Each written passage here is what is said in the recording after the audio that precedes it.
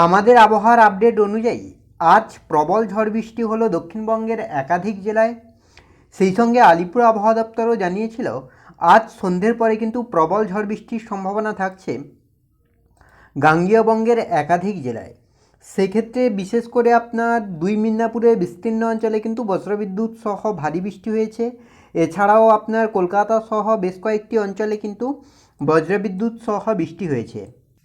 আর আগামী কয়েকদিন ধরে কিন্তু বৃষ্টি চলবে দক্ষিণবঙ্গের জেলাগুলিতে, কেননা বঙ্গোপসাগরে কিন্তু একটি ঘূর্ণাবর্ত তৈরি হচ্ছে।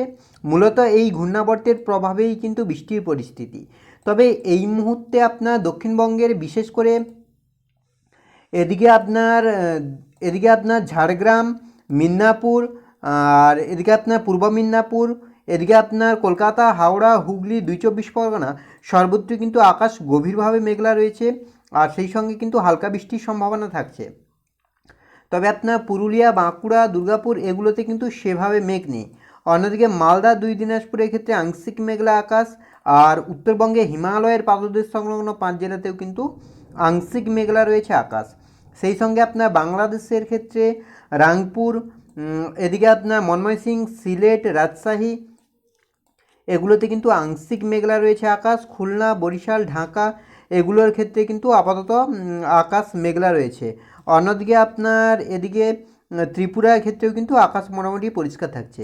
এবার যদি আমরা একটু বজ্রবিদ্যুৎ সহ বৃষ্টি এবং মেঘলা আকাশের দিকে লক্ষ্য করি, তার আগে যদি আমরা আলিপুর আবহাওয়া দপ্তরের অফিসিয়াল আপডেটের দিকে লক্ষ্য করি যে অফিসিয়ালি কী আপডেট দিচ্ছে আলিপুর আবহাওয়া দপ্তর, কেননা আপনার আগামীকালকের ক্ষেত্রেও কিন্তু বজ্রবিদ্যুৎ সহ ঝড় বৃষ্টির সম্ভাবনা থাকছে কলকাতা সহ হাওড়া, হুগলি, দীঘা, কন্টাই, হলদিয়া সব কয়টি জেলাতে। তবে আপনার আগামীকালকের থেকে শনিবার দিন কিন্তু বজ্রবিদ্যুৎ সহ ভারী বৃষ্টির পরিস্থিতি তৈরি হবে সকাল থেকেই।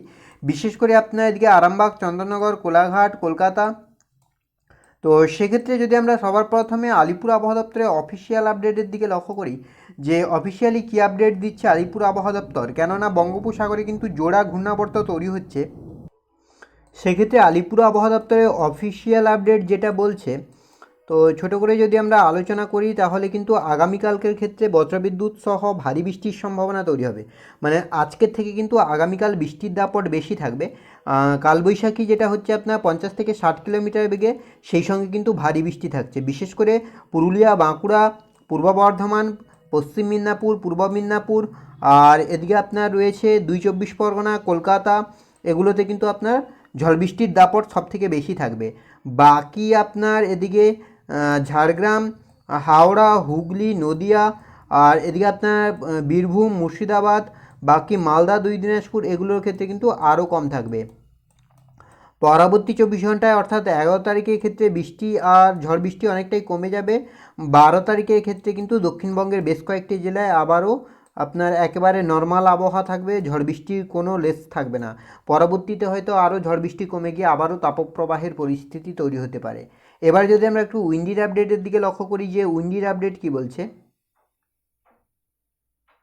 যদি আমরা মেঘলা আকাশের দিকে লক্ষ্য করি যে কোথায় কতটা মেঘলা হচ্ছে কী পরিস্থিতি, তো আজ রাতের ক্ষেত্রে কিন্তু দক্ষিণবঙ্গের আকাশ গভীরভাবে মেঘলা থাকছে। আগামীকাল সকাল থেকেও কিন্তু দক্ষিণবঙ্গের আকাশ মেঘলা থাকবে।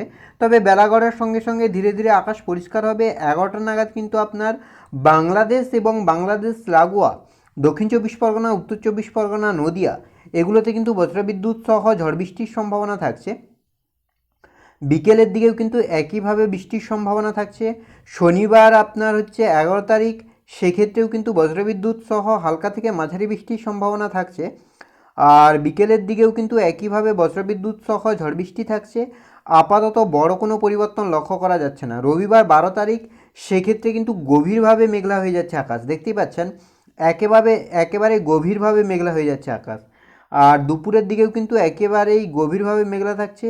সোমবার আপনার হচ্ছে 13 তারিখ, সেক্ষেত্রেও আপনার বড় কোনো পরিবর্তন নেই, একেবারেই মেঘলা থাকছে আকাশ। মঙ্গলবার আপনার হচ্ছে 14 তারিখ, সেক্ষেত্রেও কিন্তু মেঘলা থাকছে। অর্থাৎ যেটা লক্ষ্য করা যাচ্ছে এ মাসের 18 তারিখ পর্যন্ত কিন্তু দক্ষিণবঙ্গের আকাশ মেঘলা থাকছে। আর এবার যদি আমরা একটু বজ্রবিদ্যুৎ সহ বৃষ্টি এবং তাপমাত্রার দিকে লক্ষ্য করি, সেক্ষেত্রে যদি আমরা বৃষ্টির দিকে লক্ষ্য করি তাহলে কিন্তু আগামীকাল কিন্তু সকাল থেকেই আবহাওয়ার বদল হবে। দুপুরের পর কিন্তু বজ্রবিদ্যুৎ সহ হালকা বৃষ্টির সম্ভাবনা থাকছে। দক্ষিণবঙ্গের জেলাগুলিতে যদিও সেভাবে ভারী বৃষ্টি নেই। শনিবার আপনার হচ্ছে 11 তারিখ, সেক্ষেত্রেও কিন্তু হালকা থেকে মাঝারি বৃষ্টির সম্ভাবনা থাকছে। আপাতত বড় কোনো পরিবর্তন নেই, তবে আপনার গতকালকের থেকে তারপরের দিন কিন্তু বৃষ্টি বাড়বে, মানে শুক্রবারের থেকে কিন্তু শনিবার বৃষ্টি বেশি হবে। রবিবারের দিকে কিন্তু এই বৃষ্টির তীব্রতা আরও বাড়বে। বজ্রবিদ্যুৎ সহ ভারী থেকে অতি ভারী বৃষ্টির পরিস্থিতি তৈরি হবে, বিশেষ করে আপনার গাঙ্গেয় বঙ্গের জেলা আর বাংলাদেশের ক্ষেত্রে। সোমবার আপনার 13 তারিখ, সেক্ষেত্রে কিন্তু বৃষ্টি কমবে ধীরে ধীরে, দেখতেই পাচ্ছেন হালকা থেকে মাঝারি বৃষ্টির সম্ভাবনা তৈরি হচ্ছে। 14 তারিখের ক্ষেত্রেও বৃষ্টি কম থাকবে। 15 তারিখ বুধবার, সেক্ষেত্রেও বৃষ্টি কম থাকবে। 16 তারিখের ক্ষেত্রেও বৃষ্টি কম থাকবে, 17 ক্ষেত্রে এবং 18 ক্ষেত্রে। অর্থাৎ আগামী 2 দিন কিন্তু আরও যেভাবে বৃষ্টি হচ্ছে এমনই বৃষ্টি চলবে। তারপরে কিন্তু ধীরে ধীরে বৃষ্টি কিছুটা কমবে, আর সেই সঙ্গে বৃষ্টি কমলে কালবৈশাখীর যে একটা দাপট, সেটাও কিন্তু কমে যাওয়ার কিছুটা সম্ভাবনা থাকছে। তাপমাত্রার দিকে যদি আমরা লক্ষ্য করি, সেক্ষেত্রেও আপাতত বড় কোনো পরিবর্তন নেই। আগামী কয়েকদিনে কিন্তু সর্বোচ্চ তাপমাত্রা থাকতে পারে আপনার আগামীকাল শুক্রবার, সেক্ষেত্রে আপনার থাকছে 32 ডিগ্রি। কলকাতার ক্ষেত্রে আপনার থাকছে 33, 31।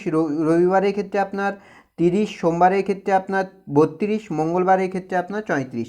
অর্থাৎ আগামী কয়েকদিনে কিন্তু তাপমাত্রা বড় কোনো পরিবর্তন নেই, তবে মঙ্গলবার 34 হচ্ছে, আর বুধবারের ক্ষেত্রে 34 থাকবে, বৃহস্পতিবার আবার 31। অর্থাৎ আগামী কয়েকদিনে কিন্তু তাপমাত্রা সেরকম কোনো পরিবর্তন নেই। গত কয়েকদিন ধরে যে ছিল আপনার প্রায় 40, 43, 45, সেটা কিন্তু কমে গিয়ে আপনার 33, 32, 34 এরকম থাকবে। অর্থাৎ তাপমাত্রা বড় কোনো পরিবর্তন নেই। তো এই ছিল এই মুহূর্তের আবহাওয়ার আপডেট। পরবর্তী আপডেট পাওয়ার জন্য অবশ্যই আমাদের চ্যানেলটিকে সাবস্ক্রাইব করে আমাদের সঙ্গে থাকুন।